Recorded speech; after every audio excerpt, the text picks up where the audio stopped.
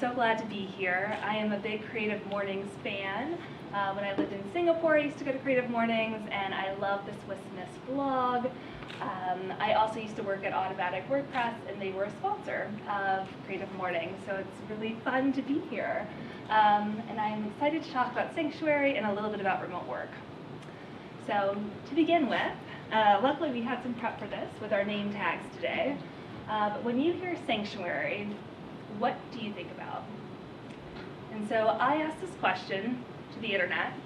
First, to our AI gods, DALL-E, and these are some images that it came up with when I asked, what is a sanctuary? And you can see there's some different temples. This feels typical.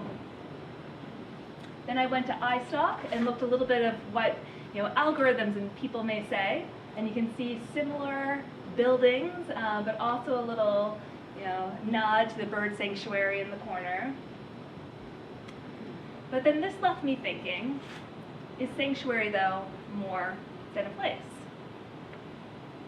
And so to discover this together today, I want us to go back in time. And so this is going to be a time before Instagram, and before TikTok, and before iPhones, and before COVID-19 took over our news. This is a time where AIM is the hottest thing around, and I am Wonder Woman 2, because somebody already took I Am Wonder Woman 1. George Bush is president, and you can see he's getting a shoe thrown at him. A little thing called Facebook is starting around the corner at Harvard. And Usher is the hottest thing around. And just to really bring everybody back in time, here is Usher.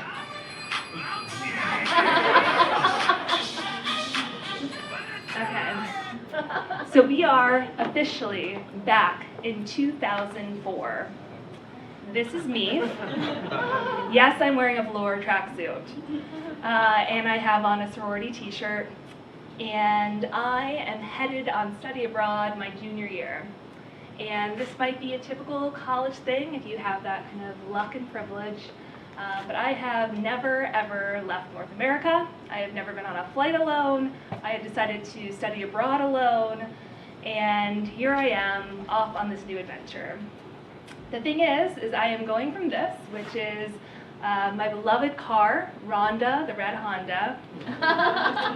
And this is where I grew up, which is the suburbs of Dallas, where every single house looks like every other house. And you can go to Olive Garden on the weekends, or you can go to Chili's, and that's what you do in Plano, Texas. And I am going to a city for the first time, to London. And so naturally, as a Texan, we have a lot of space. I decided to bring everything I own. And so I have 30 t-shirts. I have galoshes, because I heard it rains in London.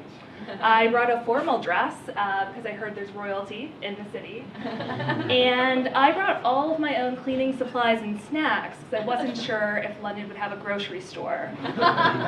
So I was really prepared. Obviously, despite my planning and my overpacking, this experience turned my life upside down.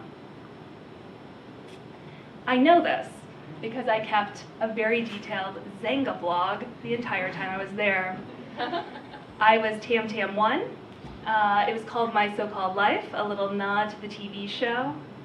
And so I can now go back and see what my 20-year-old self thought of the first time I left this country. First of all, there's a lot of jet lag. I used to actually throw my alarm clock underneath my bed, and I also often missed school classes, and I would run across in my pajamas. So that was a really good start. I was perpetually lost because I had never really taken public transport. It's not like a thing in Texas. And so I would get on one bus and then another bus, and it would take me 6 hours to go somewhere that was probably 30 minutes away. The smallest task for a challenge. I could never find a restroom, and I was not used to the fact that there had to be public restrooms to find while walking around a city. And so I had no idea where people were going to the bathroom. And the smallest things amused me, including foxes that were always in the neighborhood. So I was in this state of being dazed and confused, but I realized I was going to be there for 4 months and something had to change, even with all my laundry supplies that I brought. And so I made some friends. And so we have Rory on the left, we have Erin on the right, and Erin's actually the very first person I ever met from Boston. And I think it's from this friendship actually that I'm here today. I then started talking to my flatmates and going out with them, and so we have some people from France, also some people from France here today, Spain and Greece, and I was just really getting excited about all these new people I was meeting. And I started feeling really alive. And in typical 20-year-old exaggerated terms, I said it was the funniest, most random, bizarre, beautiful, and coincidental trips I've ever taken. I think I misuse coincidental, but it is what it is. And I felt incredibly independent. And so just as a frame of reference, when I was going to college as a freshman, I was going from Dallas to a university that was about 2 hours away, and my parents would not let me drive because they did not think I had the capacity to drive those 2 hours.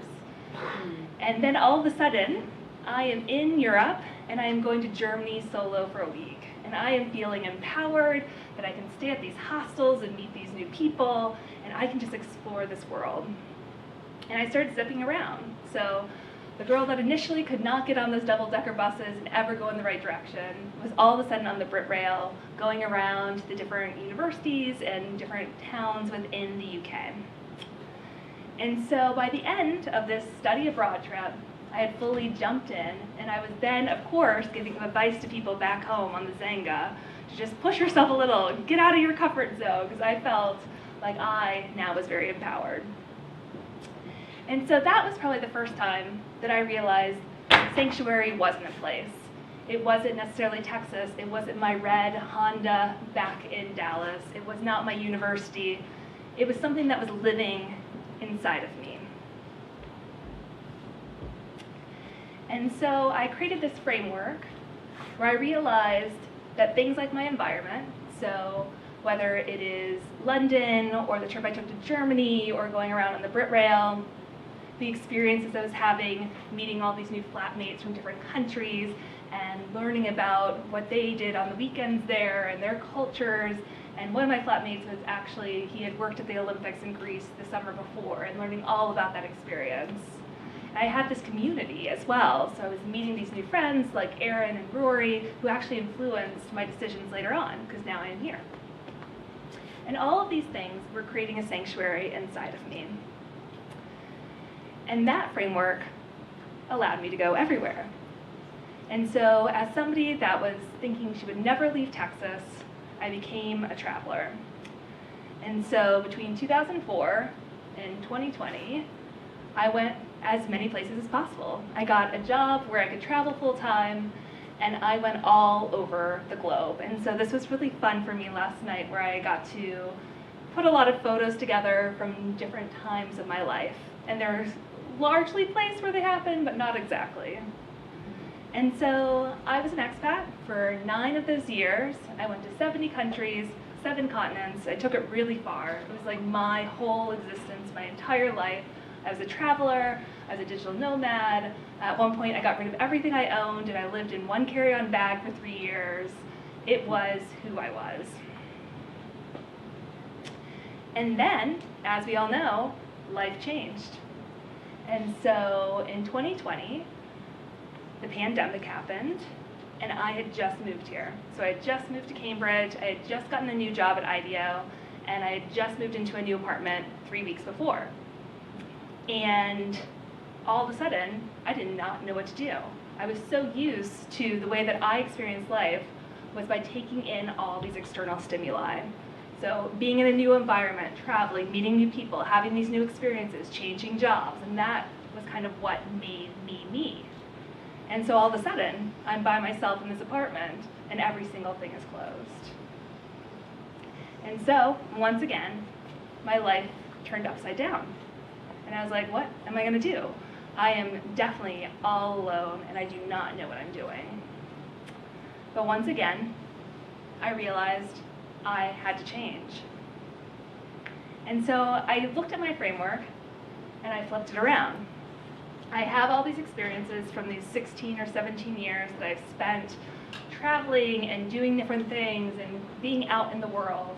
But that's all now inside of me. I have done all these inner work and these inner experiences and had these moments of crisis throughout this time. And so I then thought, if it's inside of me, what if I then make that sanctuary externalized? And so I thought, first of all, with an environment, what if I make my apartment a mirror of myself? So when I moved into my apartment, I came with one bag, and my landlord was like, "Where's the rest of your stuff?" And I was like, "This is all I got." And they were like, "Oh, great, you're a really good person to rent to. I don't know what you're doing here." But it was a furnished apartment, but I just started putting things on the wall. And so I went online and I took all these open access images that were in the library and also in different museums, and I just printed them out and put them all over my walls. And these were some of my favorite pieces of artwork. So I started feeling like, oh, this is becoming a place of home. I also took all these symbols that I really like. So I'm a huge tarot fan. I love Carl Jung and all the things about Joseph Campbell. And so I put those on my walls. I also put different things on my shelf, including one that I have here today. So this is Shiva. So this is a Hindu god that is both the creator and the destroyer. And I thought it was very appropriate to bring today as we're talking about our lives creating them and then all of a sudden them collapsing, we remake them again. I also saw a fortune teller once in Bali, and she said I had a lot of Shiva energy, which I don't know if that's necessarily good because it's a destroyer, but it is what it is, you know, you are who you are. And so I have all these different symbols that are now on my shelves, and then I took my hallway and I reimagined it as kind of an imagination invention station where I have all these sticky notes, and I was trying to invent a lot of different food groups at one point. And so my environment, this apartment that I moved into that had nothing and I had nothing, all of a sudden became kind of a physical manifestation of my mind. And I knew I had achieved my goal when my parents came and visited, and they're like, "Whoa, this is like a mirror of yourself." And my mom was like, "I mean, it's okay, it's very bohemian, but yeah, it's great." And I was like, "Oh, okay, well, thanks, Mom, but you do recognize it's me, for better or for worse." And then within this space, I started having all these experiences. And so even though the entire world was closed, I was not really going out in Boston except just taking walks by myself. I started having all these experiences in this environment that I had created. So I started traveling through books, and I could finally own physical books again, which was very fun. I definitely recommend thriftbooks.com. They have a really good deal going on. I started creating little spaces within my apartment, mini sanctuaries. And so I had a little art space, and then I also had this like writing nook, and all of a sudden I was having all these different experiences in my 700 square foot apartment. And then on the balcony, I started creating a little herb garden, and I made a really drastic pandemic purchase where I decided somebody had to ship me a hammock immediately. And so then I started having these experiences in nature as well within my apartment. And last but not least, when we go through kind of that framework, is community. And as I mentioned, I moved to Boston and did not really know anybody here. And what I noticed is, you know, before the pandemic, a lot of my community was largely around work and travel. And based on the fact that a lot of my travel came through having jobs that required it. And so my friends all did the same job as me, we all worked at the same place, we traveled together, and so it was so interconnected. But once the pandemic kind of shifted that, I realized that I could start making communities that were more personal to me. They were not just around the way that I make a living. And so I started joining all these different groups. A lot of them are on Zoom. I started a Jungian Dream group, and we meet every 2 weeks. I became a psychoanalysis fellow at NIP here in Boston. I joined a small religious group called UU, and I run a monthly Soul Matters group. I joined a meditation center. I took art classes at CCAE. I started volunteering for Food for Free. I started connecting with remote workers all over the place. And I joined the Boston Athenaeum. So that's a thing I definitely recommend. If you want another co-working space, I think CIC is great, but if you want an additional one, so you can have 2, It's $300 a year, and it's this beautiful old library with 12 floors, has all of George Washington's old encyclopedias. You can go to the very bottom basement and find all these books on magic, which is where I hang out. So it's just this beautiful space. And so all of a sudden, due to the pandemic, my community changed, but it actually became more uniquely me. And of course, with community, there's all of us joining here today, and I'm really glad to be here. So I reached out to Sophia before Creative Mornings started again in person, and I was just really excited about the idea of joining this community once the pandemic shifted. And so with that today, when we're talking about community, I was hoping that we could all co-work together afterwards. So there's this whole thing by Gallup, and they said that one of the big things about retention at an organization is if you have a friend at work. But I want to question that in this new world, in this new paradigm, that maybe you actually just need a friend to work with, and they don't actually need to be employed by the same people. They don't need to be in the same industry. You just need human companionship throughout the day. And so I am excited that we have a space here, and we will be co-working today. We'll have a table that's more for quiet, one's more for collaboration, and we can all get to know each other a bit longer than just this morning session. And so with that, I want us to reflect, and I'll leave you with a question. But what type of environment, experiences, and community feed your inner sanctuary? And how does your inner sanctuary then feed the environments that you thrive in, the experiences that you have, and the community that surrounds you? And that is the end of my talk. Thank you.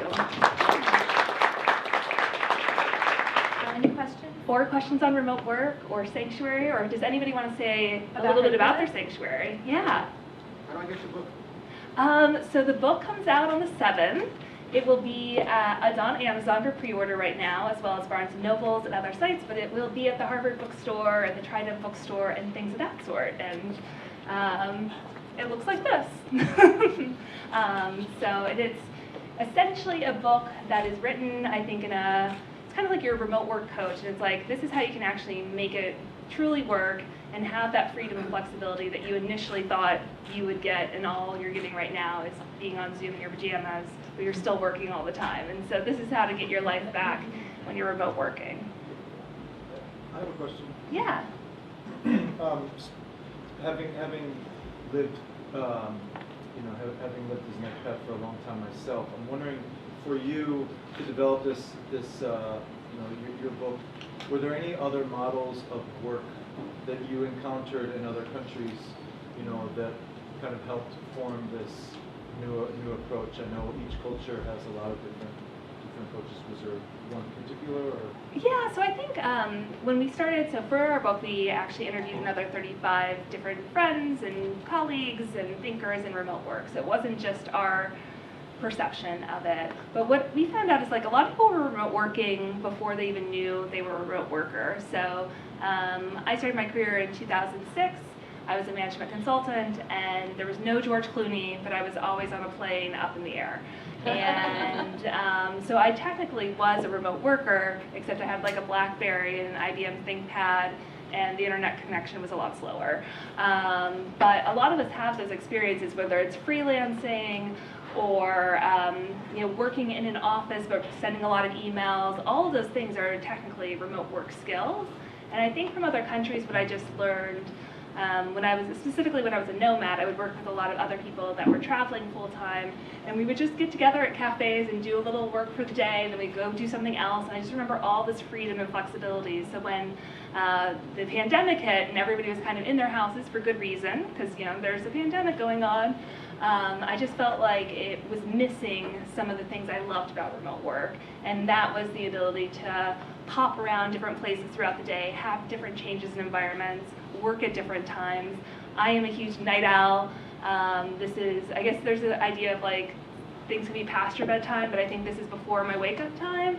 And so, this morning I woke up a lot earlier than normal, but I love the fact that remote work can really have you get out of that 9 to 5 and work in bursts and sprints, which might be more effective than spending 8 hours at a computer trying to focus.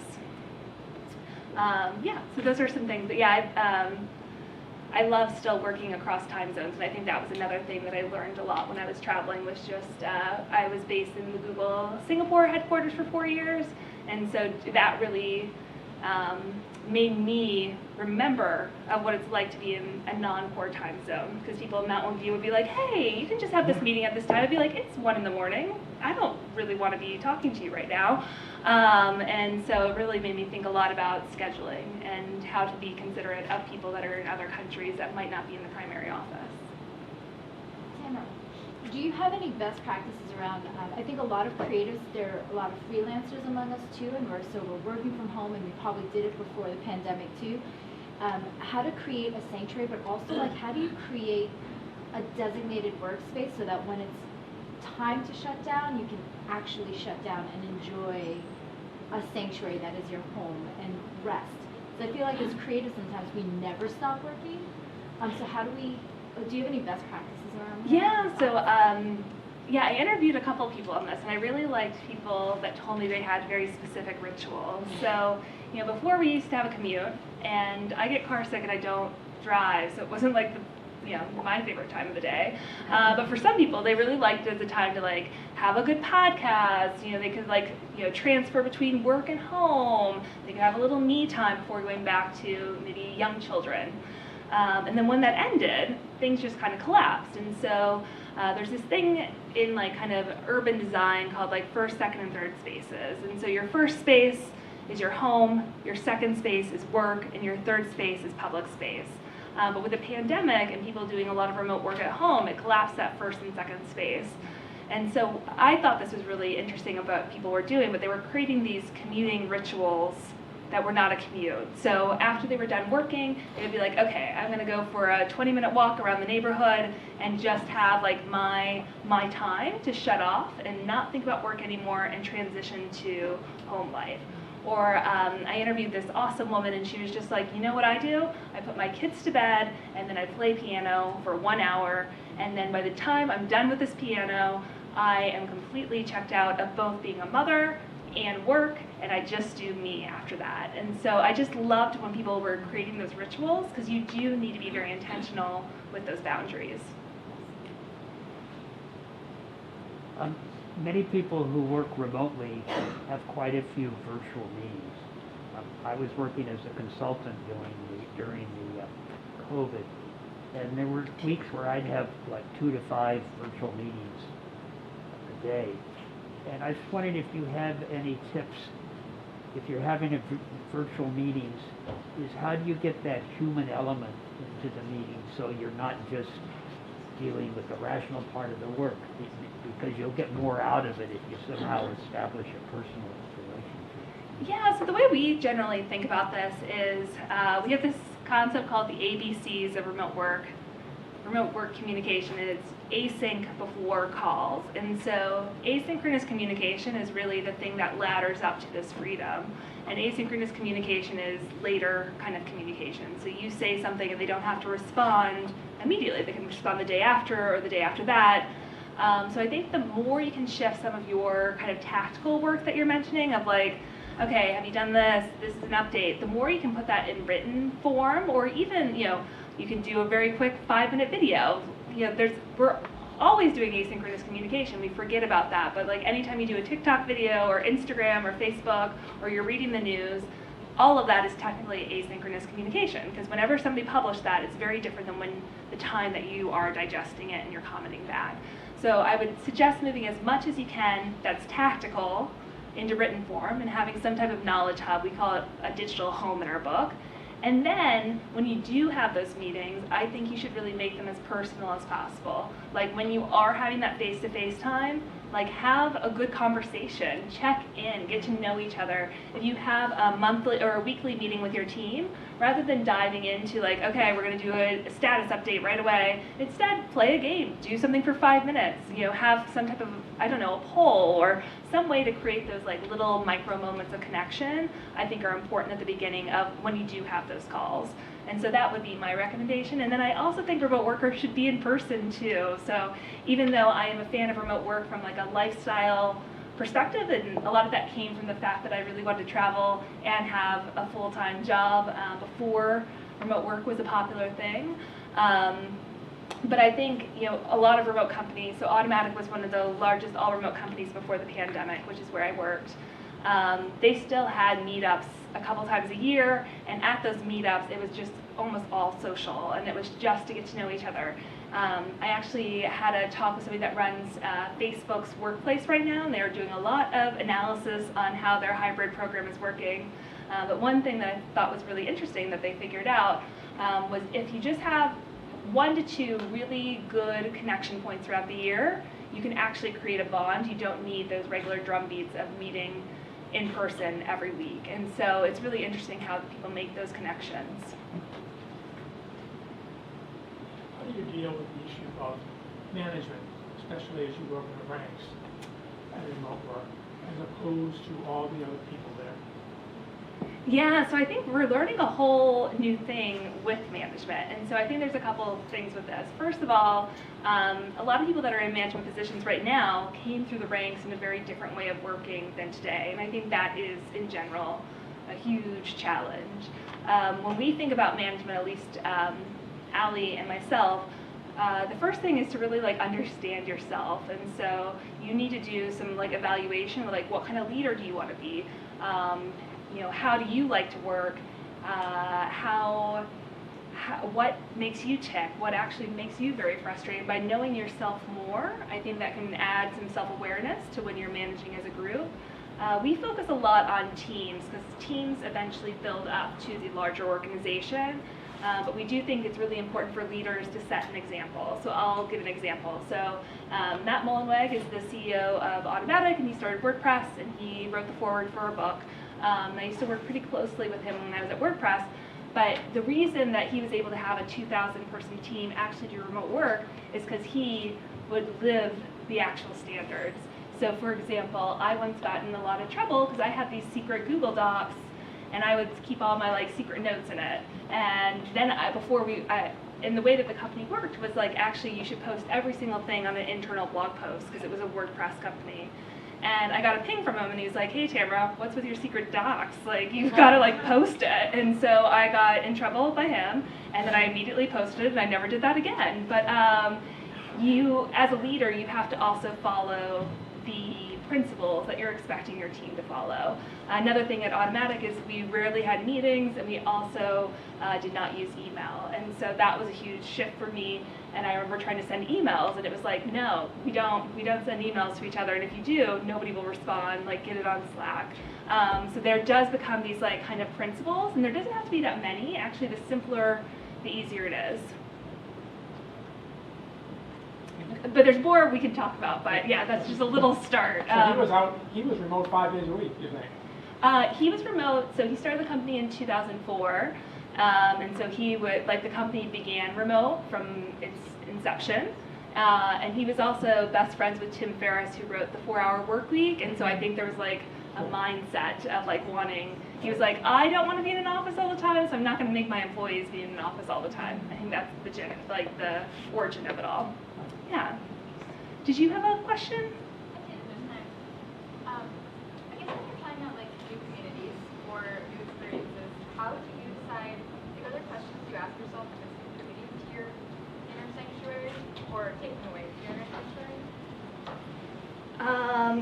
I missed the middle part of what you were saying, sorry. Sure. Just when you're trying out new experiences and communities, are there questions you ask yourself or check-ins if it's contributing to or taking away from your own inner sanctuary? Yeah, so I was going through this whole maybe slightly early midlife crisis is what I would say. So I'm almost 39, but I think when this pandemic hit, I was kind of 15 years into my career, and so I was going through this shift. And so when I was making time for new communities, what I realized is my old mindset was just to stick with it, even if I wasn't enjoying it. I just need to make something work. I need to find a friend as fast as possible here in Boston because I know no one, and this is I'm feeling like a loser, essentially. I'm feeling like my 16-year-old self has come back, and here I am, wondering if somebody's going to, hang out with me on Saturday or something. So I remember, feeling a lot of that pressure and eventually just dropping it. And I think the more comfortable I became, even just with being with myself in my apartment, the more choosy I could be about the communities I was joining. And I was also just thinking which ones were bringing me energy. Like, you can talk to me for a really long time about psychoanalysis and Freud, because I'm very interested in that subject, and I love to be an armchair therapist, even though I'm not trained in it. And so I also just noticed what was like bringing me energy, and then I did try some stuff out, and it just like wasn't working. I just like wasn't really bonding with the people, or I didn't really like, I noticed I was like having a hard time like leaving my apartment to go to it. And so those were just like internal signs, and it doesn't mean there's anything. The communities are great. It's just, it might not be the perfect fit for me at this moment. And it could have been a great community for me 5 years ago, but so much is just like where you are in that moment in life. So that would be some of my recommendations, is just that gut feel of like, yes, I'm excited, not really. Okay, great, thank you. Yeah.